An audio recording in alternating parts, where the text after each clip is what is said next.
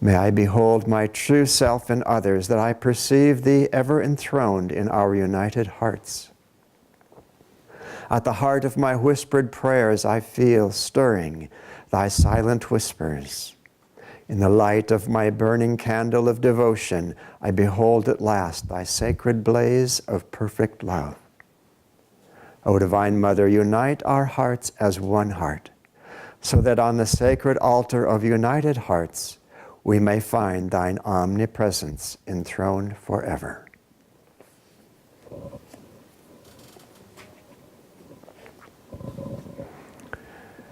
Now, this is such a beautiful time of year. I love to kind of try to feel the waves of upliftment coming from all the holidays, some of them secular, some of them very spiritual. I kind of take it back to last month. There's Diwali, and there's Thanksgiving, and then this month we have Hanukkah, and last Sunday's Christmas concert. Thank you, musicians. That was so beautiful.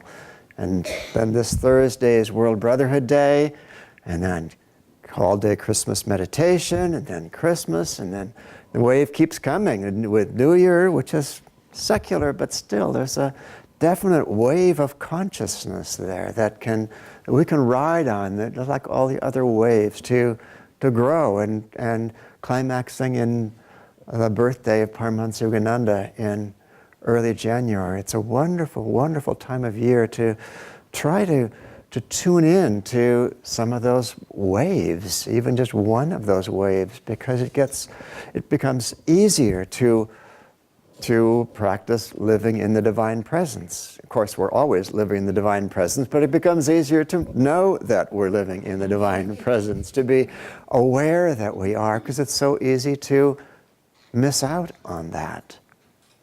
You know, you think back to the readings of today and that passage from the Bible of, when that I was naked and you gave me clothes, and etc. It's a nice thought to be seeing your actions that way, but how do you feel it? How do you really perceive it as the truth, and not just kind of a point of view you've taken on? Or the Gita reading of watching God constantly. How do we do that? How do we keep from losing our attention so regularly as we do? And really, there's only one way. That's patient, persistent practice, with a lot of grace on the side. But this is how all of our growth happens, really. We want to see the dramatic moment, and sometimes there are dramatic moments, but most of the time it's just patient, persistent practice. And Swami Kriyananda said that patience is the shortest route to God. Doesn't sound too glamorous, does it? It doesn't sound like the 4th of July kind of fireworks, but patience is the shortest route to God. Or patience is also a route to marital bliss. I just read a quotation the other day from a woman, a Japanese woman who is 100 years old and just celebrated her 80th wedding anniversary. Because her husband is 108 years old, and somebody asked her the obvious question, how? And she said very simply, it's thanks to my patience, really. And, I was listening just yesterday to a talk by Mother Teresa, who was talking about the Bible reading of this week. And this was just shortly after she had received the Nobel Peace Prize. And she was, she had such a, talk about patience, incredible life of patience. Not only what she was doing on a day-to-day basis, but after that initial burst she received in the beginning of her service, or actually prior to the beginning of her service, when Jesus came to her and told her what he would have her do, she really didn't have spiritual experiences again for the rest of her life. And it was a long life, quote unquote, spiritual experiences. She was having a spiritual experience on a day-to-day basis in one sense, but she just had this long, could only be described as a dry spell in the midst of all her constant activity for what she was doing. And somebody asked her once in reference to not the longer cycle, but the shorter cycle of just what she did on a day-to-day basis of helping the poorest of the poor who were so often dying in the last few hours of their lives, and asked him, how can you do this? And she said, coming to that Bible reading again, she said, in this body, as in all bodies, I see only Jesus. And this talk I was listening to, she told the story of one of her nuns who had picked up, as they often did, a dying man from the street, and it was a difficult scene. She picked him up, and a lot of his skin stayed on the street from his back. It just wasn't coming, and she took him back to their home and cared for him and cleaned him up. It took a couple of hours. His body was just all infested with worms, and he died with a smile on his face. And after he passed, and this woman, this young nun, had been attending to him this whole time, and Mother Teresa came up to her and said, what did you feel? What did you feel when you touched that body? And she said, Mother, I never felt the presence of Jesus, but this time I really, really knew that I was dealing with the body of Christ. Now, how do you get to that point? You get to that point through a lot of times really, really not knowing that's what you're doing, but choosing to take the perspective that that is what you're doing. Now, so much of our life on the spiritual path is just choosing to take a perspective that is different from the perspective that the rest of the world has, that is different from the perspective that we may have had for all our lives. Thinking that we knew the way things are, and we're just being open to a different way, not just open to, but embracing, actively practicing a different way of seeing what's involved in our day-to-day life. And so many stories of saints you hear, they put in the time too.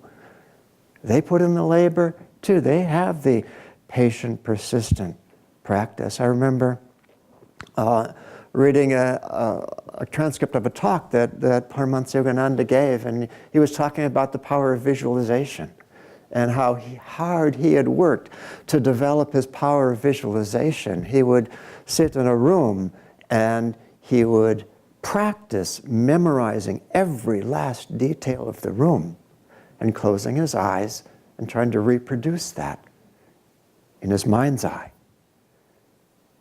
And he practiced until he could reproduce every single detail of that room.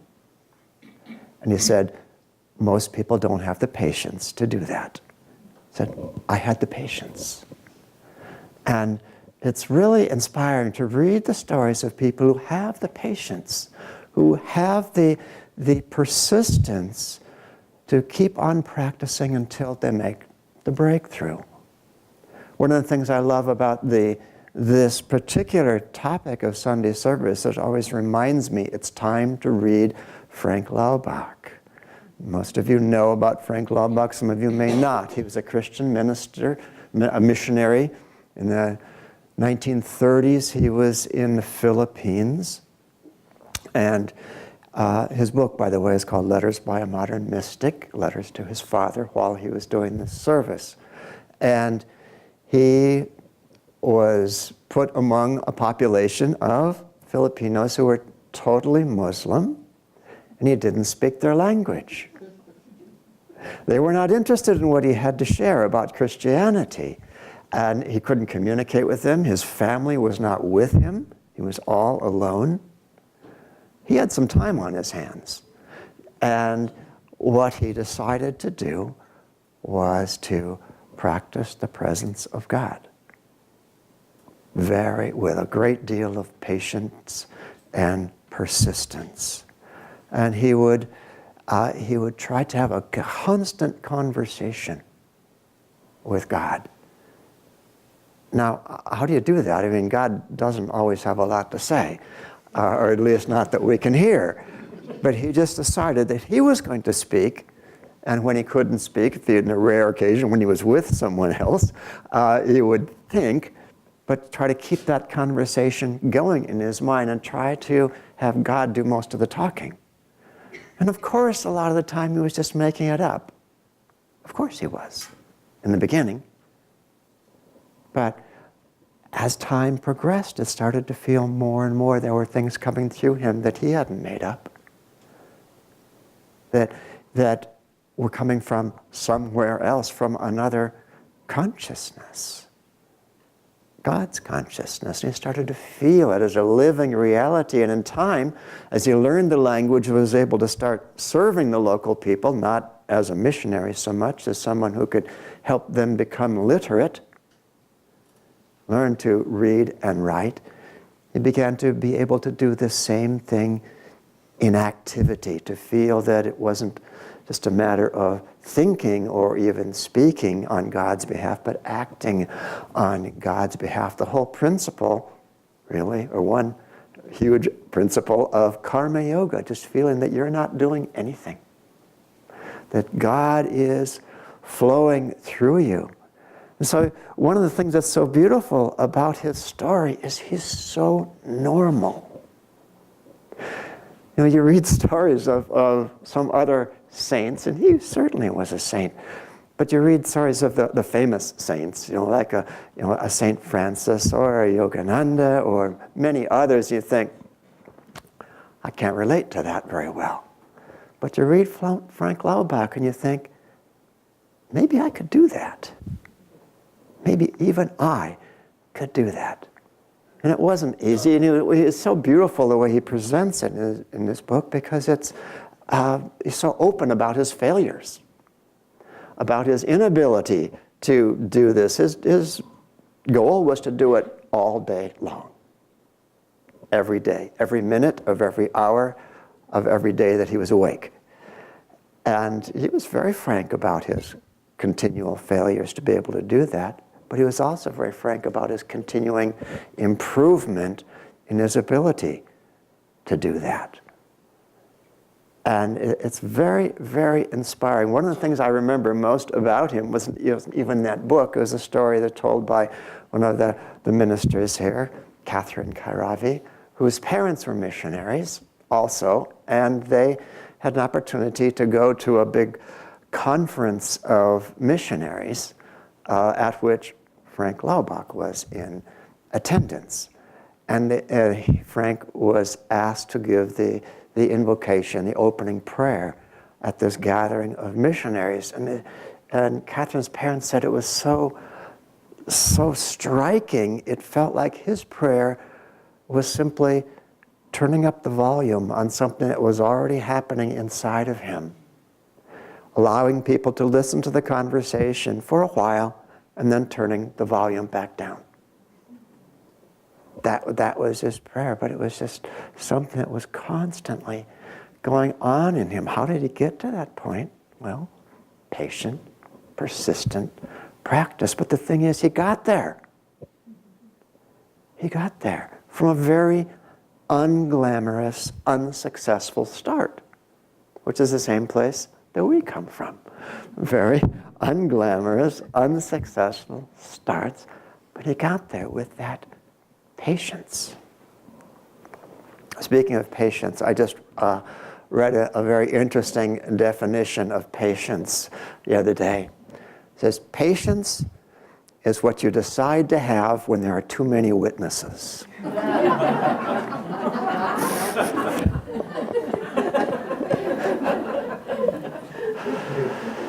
So,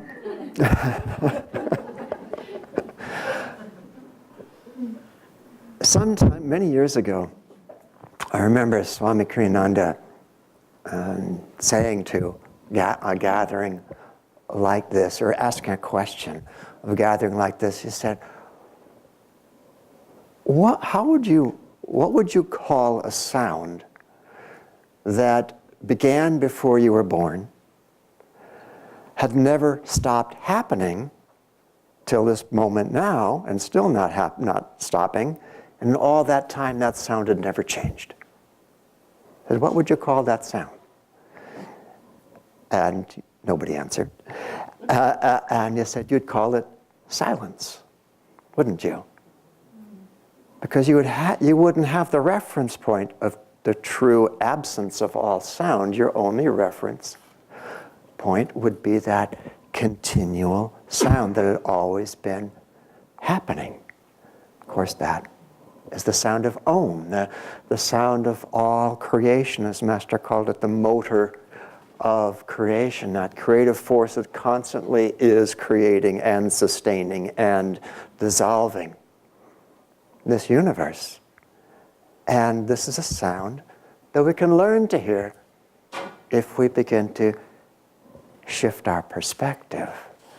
Shift our perspective from the constant sounds that we're being exposed to. And those are not just the sounds, not just the outward sounds of the world around us. That's the least of it. The biggest sounds, the most distracting sounds are the sounds that are right in here.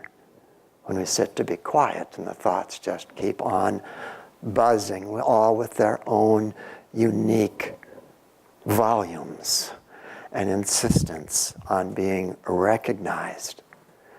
And to get to that point where we can actually hear that sound of Om, the sound of our own being, it's not out there only, it's in here. What does it take? It takes relaxation. It takes concentration.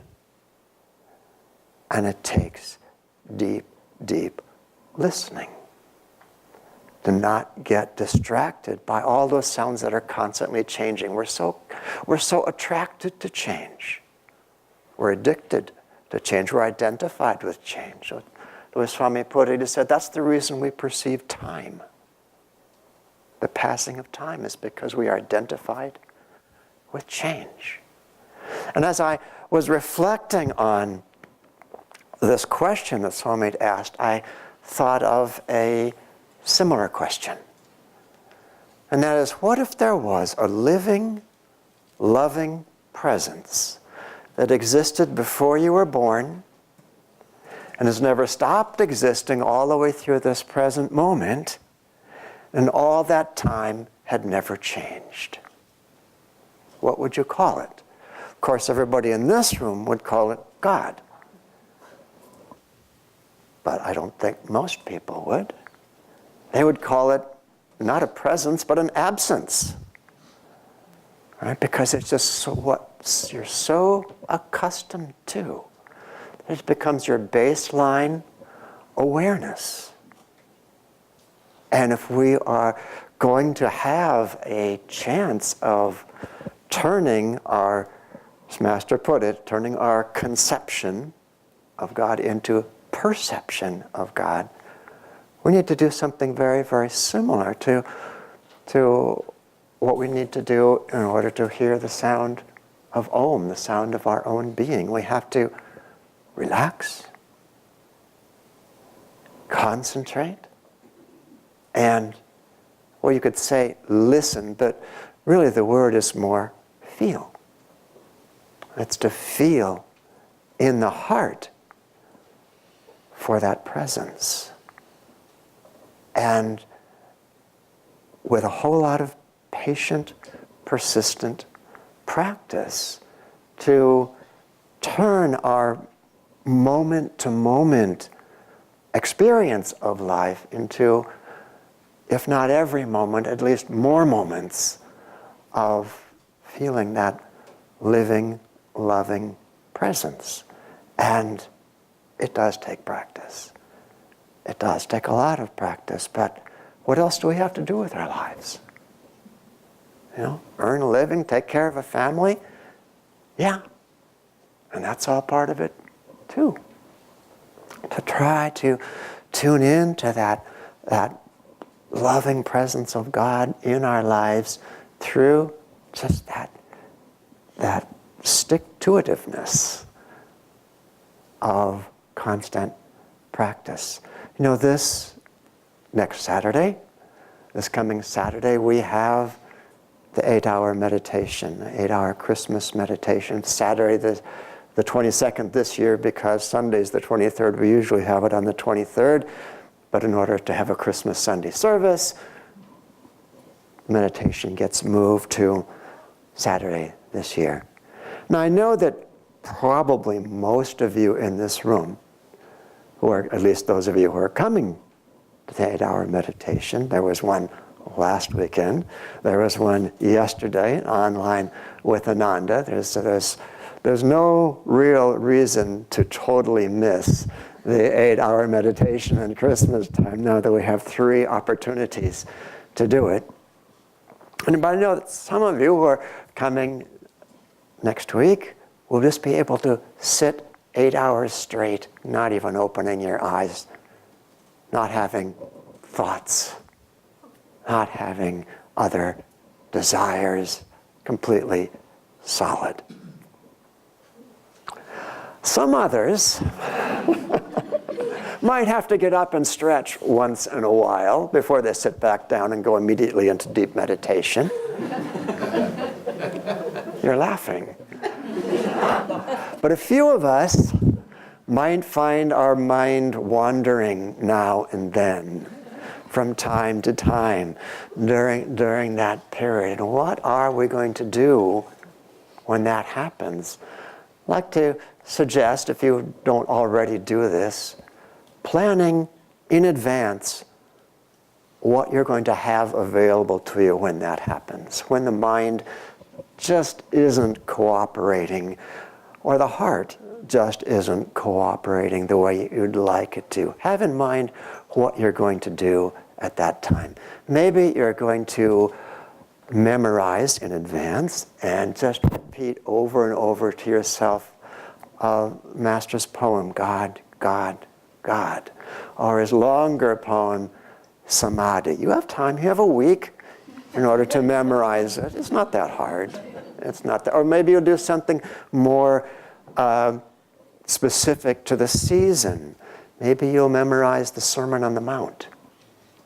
Maybe you'll memorize the St. Francis prayer. Or maybe you'll memorize your favorite of the Whispers from Eternity. Or maybe you'll practice healing prayers for others when you just kind of need a shift out of that meditation mode because the mind isn't cooperating.